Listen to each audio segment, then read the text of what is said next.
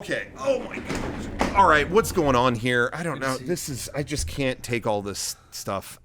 She was supposed to be here earlier. I know. And now, Tiffany, are you there? Oh. Yes. Tiffany, Yes. we had the voice actor panel was earlier today. What's going on? Like you're a no-show? Like what's happening here? I think you guys told me the wrong time is what it is. I mean, it's definitely I'm looking not at the me. schedule here. 6:30 a.m. Oh, that is the wrong time. He's got. Oh, you wrote Yeah. AM. Did you? Wow. You shouldn't. Yes. But we've been posting the correct schedule online, so you should have followed us on Twitter. He's got a point. That's neither here nor there. Yeah, except I don't follow you guys on Twitter. So. Wow. Okay, this is getting. Losers. I can't. Yeah. Right. My time is valuable, actually. Okay. So. All right. Jeez. See, this is the diva stuff I was telling you about. You're right. You're right. Yeah. Sorry. Well, while we got you here, we might as well, I guess, we'll chat a little bit. Some people at home, they might not know what's going on here. This is Tiffany Grant, world famous voice actor. You've been doing all kinds of stuff. I mean, since anime made its presence known here in America, you've been involved in it. Yeah. Is that fair to say, or is that like... Well, I don't quite go back to the 60s, but okay, that's a long time. But in the 90s, Yes. Yeah. Yeah, she was kicking things off in the 90s.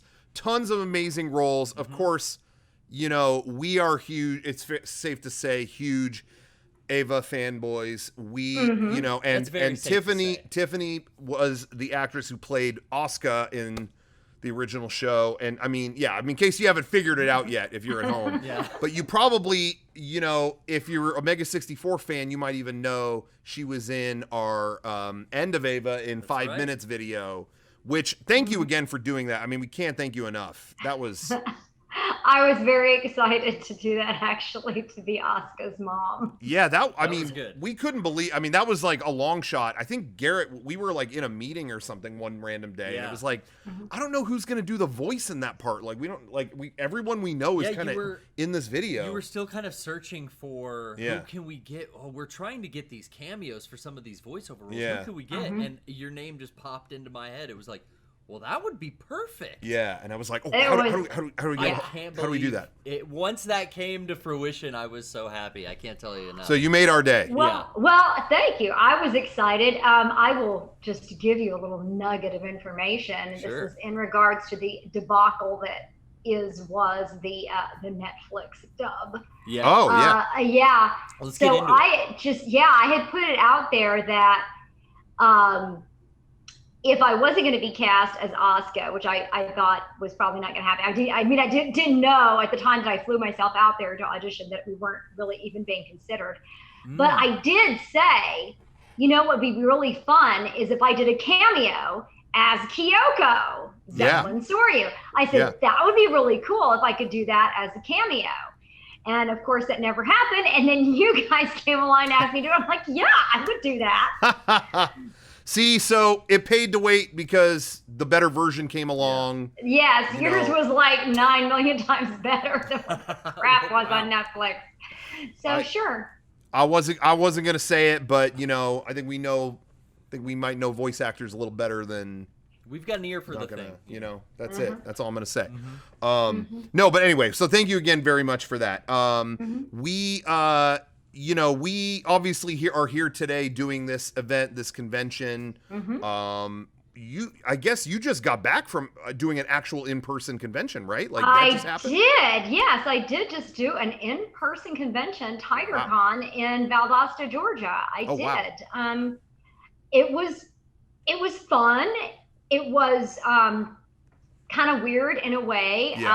First time back in like big crowds? Yes, first time back doing a convention since March of 2020.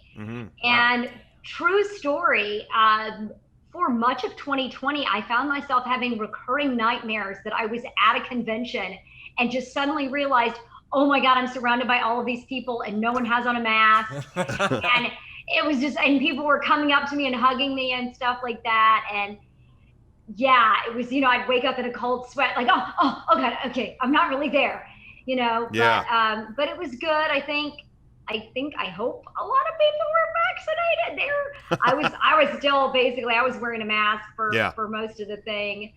Although one guy, it was kind of funny, wanted to get a picture with me. And so I'm sitting behind my table talking to him. Yeah. And then I get up and walk around the table. And now I'm standing directly next to this stranger. And he asked me if I'm going to keep my mask on. And I'm like, well, let's see. I was sitting 6 feet across the table from you wearing a mask. And now you think I'm going to come and stand next to you and take it off? Yeah. No. Yeah. I wanted to ask, did some patrons of the convention get like, they want more from you? They're like, I need a maskless photo. And you're like, I mean, keep your distance, brother. That was the only person who asked. Wow. Actually. Oh, yeah, that's pretty good. Yeah. They're polite down there in Georgia. Yeah. It was, other than that, it was pretty good. Nobody expected me to take my mask off. So we were doing pictures and they could only see this much of my face. So. That's great. Yeah. Fine. They know who you are. Anybody who knows anything knows who you are. I'm sure you made a lot of people's day. Well, on the subject of conventions, the subject of that, I know that I think you've probably been to a fair share of them. I think it's probably fair to say. Yeah, about 280. Oh, wow. Okay. Only 280 or so. Jeez. I have a list. I'm an obsessive list keeper. You're a list writer. So okay. Yeah. I am, and I have. I've actually been a guest at conventions in 46 of these United States. Wow. Plus the District of Columbia. Oh. 5 Canadian provinces and 4 other countries in addition to that. Jeez. That's excessive. We judge it by our badge tree, the just growing mass of badges. But I probably got about 98% of my badges. I know a couple of times my badge would get lost at a convention, but for the most part, I have dang near all of them. Wow. A couple of cons where they didn't have a badge, but they had a wristband or something like that. So. Oh, okay. Well, we've got there was a video we shot years ago. We wanted to shoot it like at the convention center down here in San Diego because we wanted to make it seem like Comic-Con was happening, even though it wasn't at that time. And they were actually doing a doctor convention at the time, and so we went down there and with our cameras and stuff. And are you talking about like medical doctors? Yeah. You're not talking about like like the doctor. No. It was an actual medical convention, and they thought we were like media part of it. So they gave us badges for this doctor convention. So if you're lacking a couple badges, I think I still got those. Maybe flesh the tree out a little bit. Yeah. So okay. I'll get awesome. I'll send that out later. But in doing all these events, all these conventions, is there? We're asking everybody, is there like a convention memory you have? Like, is there like a top, oh, that was the best con I ever went to, or the best, funniest moment, or just, something like that? Is there something that comes to mind? Wow. There are many, many memorable events that have happened amongst all of the conventions. But I would say there's an organization in Australia, and I've been to Australia many times with different conventions down there. But kind of the big one that puts on a lot of the conventions is called Supanova, S-U-P-A. Yeah. Okay, we've heard of them. Yeah. Supanova. And 10 years ago, and it's a pop culture convention, which I think is great because it's really a catch-all for just about anything. It doesn't have to just be sci-fi or comic books or anime, whatever. It's like everything. Yeah. So in 2011, they were doing a 45th anniversary of I Dream of Jeannie. Oh. And they had Larry Hagman and Barbara Eden and Bill Daley there. Oh, wow. And they were all so wonderful, just warm and kind and just really friendly, very down to earth, Yeah. It was great. And so for me, those two conventions, doing Sydney and then doing Perth, really was an incredible experience. I Dream of Jeannie was a huge part of my childhood. I was completely in love with Major Nelson. and then I was also a huge fan of Dallas as well. And I'm a big fan of Barbara Eden's, having watched her on her Harper Valley PTA and the TV special she used to do with Bob Hope. And then, Bill Daly was also one of the stars on the Bob Newhart show. And I love all of them. So and you're in the green room with... Great. Are you in the green room then, hanging out with all these, Yes. celebrity stars Yes. of Hollywood elite? Absolutely. Wow. And Larry Hagman, he had just recently done a big auction with selling off some items from his mother's collection. And if people do not know this, shame on you, but his mother was the Broadway legend, Mary Martin, who originated the role of Peter Pan. On Broadway. That's right. Okay. But she, was an icon, a legend. Anyway, and so he had this beautiful full color catalog made up for that. And he asked me if I wanted to see it. It was so cool, this book with all this Hollywood memorabilia stuff in there. And so I looked at that, and then I asked him if I could get a picture with him, and he had me come sit on his lap. Oh, jeez. So cool. It was so cool. Just wonderful. And Barbara Eden, the whole 2 weeks, she kept calling me like honey and sweetheart or whatever, which I was very sure was because she couldn't remember my name, but I did not care. And I just read both of their autobiographies before I went there, and I had them, they signed the books for me. And I said to Bill Daly, wow, I would have had you sign your book, but apparently you didn't write one. And he says, write a book? I can't even read a book. And he was fantastic. I got him to sign a Bob Newhart DVD for me. Oh, that's awesome. Anyway, they were just, they were brilliant. And let me just tell you, walking down the street in Sydney, Australia, with Larry Hagman wearing a 10-gallon hat, there's no one who does not recognize him as JR. Like people, JR's over there, and he loves it. So he always had a bag with a hat. So if he's Tony Nelson, then he's got his Air Force hat, and then when he's JR, he puts on the cowboy hat. Yeah. And I don't know. So that was incredible for me. And also, if I can just add on to that. Yeah. Pretty much every convention that I've done with Yuko Miyamura, who was the original Asuka. Yeah, yeah. She and I always have a terrific time together at conventions. So that's so cool how you two both get on so well. Yeah, I mean, and there are more stories, but those are just some of my major highlights. And I also have to say, I did back in the late 90s, early 2000s, I did several conventions with Peter Fernandez, who was the voice of Speed Racer, and he wrote and produced and directed Speed Racer, and he did the Ultraman dubs, and did Kimba and several of the other Japanese shows from back then, which were such an integral part of my childhood. And to actually be on a panel, Peter Fernandez was like, what? Crazy. Anyway, but doing these conventions and traveling around the world and getting to meet these kind of people, it's just incredible. Yeah, that's amazing, and how iconic to be able to do that with them. And it's really funny.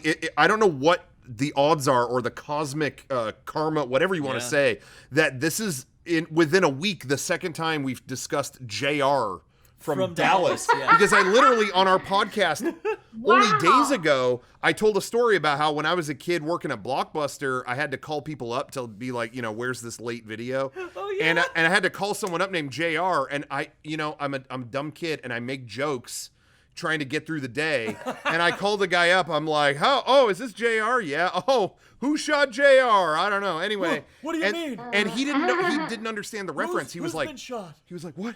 So it got tense really quick. Wow. Yeah. Wow, that's really funny. Yeah, I was a terrible employee. Okay. Wow. Well, when I lived in the UK in the late 80s, and Dallas was huge in the UK. And so I moved there in 87, and Dallas, was still on the air, was still incredibly popular at that time. And I told people I was from Houston, and they're like, is that close to Dallas? Do you know JR? I was like, yeah, I mean, it was just, people were talking about that. So I hope all of my references are not completely going over the head. audience. They're like, who is this not strange ours. old lady talking about all of these people that are dead? No, everybody at home, we want to make this clear. This Twitch channel, this is the #1 Dallas discussion stream on the internet. And so we're trying to stake our claim here. So Oh, all right, yeah. I was a huge Dallas fan, but before that, I was totally in love with Major Nelson. Oh yeah, okay. Oh yeah, hard not to be. Dick Sargent or Sergeant York? Which? Oh, you're talking about Bewitched. Oh, okay. I'm getting. Yeah. That's okay, baby. That's okay. Well, we had to ask. No, she was the one who twitched her nose, and Jeannie was the one who did the blink. Yeah. Okay. I watched those and Get Smart like every day on Nick at Night. God, Nick at Night was the only absolutely. access I had to those. What's great is like all of this stuff is streaming now, so I urge the fans out there when 64X is over, go out and just binge all of Dallas. It's easy. You can get it done tonight. You'll have a great time. It was only on for 13 years. Yeah, no problem. You can watch it on like 1.5x speed. I'm sure that's how they do it now. Yeah. So before we go, because I'm getting all these messages, these guys are yapping at us to go back to the booth. I don't know what's going on. So we want to ask you. He had a question. I had a question. I'll just go ahead and speak. I know he wants to ask about your figure collecting and all that. Do you want to ask? Like, what do you got? Some of the first stuff I ever saw when I finally got to put a face to your voice was a video of your Asuka figure collection, and you were showing off. Yeah. And it like connected with me. I was like, oh. She gets it, because Rocco and I are real big figure collectors too. Yeah. So I was just curious if you're still collecting, because I know I've slowed down quite a bit. I haven't. From the good old days. He's going full I steam. haven't learned my lesson, but he's. But are you still collecting? I do collect, but not nearly as hardcore as I did. Yeah. I think like all through the late '90s and the early 2000s, and probably up until maybe like 10, even less than 10 years ago, maybe like 5 or 6 years ago, I was still buying pretty rapidly. But it really, it used to feel, and people may find this crazy, but it used to feel like kind of gotta catch them all. Yeah. Like there was some way that I was going to be able to buy everything. And I've given up because you can't. There wasn't that much as well. Yeah. It was kind of sparing the merchandise. Right. And now there's so much of it. There's way more than you could possibly ever buy. Plus the fact that a lot of it used to be more affordable. Mm-hmm. So there used to be a lot of figures, a lot of merchandise that you could buy that was sort of like $10, $20, $25. Yeah. And now a lot of the figures are crazy expensive. So, I can't, but I mean, that's some recent ones that I have. And none of those were terribly expensive. Although I have to say, I was so stoked when they came out with the first Asuka Pop, which was the School Fuku. Yes.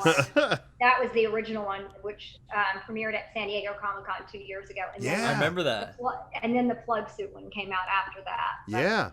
Yeah, I remember that. We live just down the street from where Comic-Con is, so that we always we hear about everything that passes through, and I was excited to hear about that too. Yeah, that was like, wow, I'm a pop now. That's fantastic. You've made it. Well, thank you again. And then, he had to ask his thing. I got to ask you. I got to keep, with every interview, I got to keep it controversial. That's what I do. All right. We got a new Eva movie coming very soon. What's going on with that? What do you know? Well, what I know is that it is blowing away the box office in Japan. It's the #1 movie of the year in Japan. So I'm excited to see it. I'm excited for it to come over. I can't wait. All right. Well, I'm trying to read any hidden messages in between She's blinking if she winked or we could play back the blinking. If you know something more, if you want to tell us more, just cough. If it's a wet cough means you want to say more. A dry cough means you can't. She's not coughing. She's not coughing. It's a giggle. All right. We tried. All right. Well, okay. We got to get back to the booth. These guys are yapping at us. Okay. Get your asses back in there. What's that? What? I said, get your asses back in there. Oh, I'm sorry. I didn't. I thought she was saying thank you for the interview, but okay. Don't worry about it. We'll get you on the voice actor panel next. No harm, no foul. Maybe. This is a great interview, so we'll just say we call it even. I gotta go. Bye.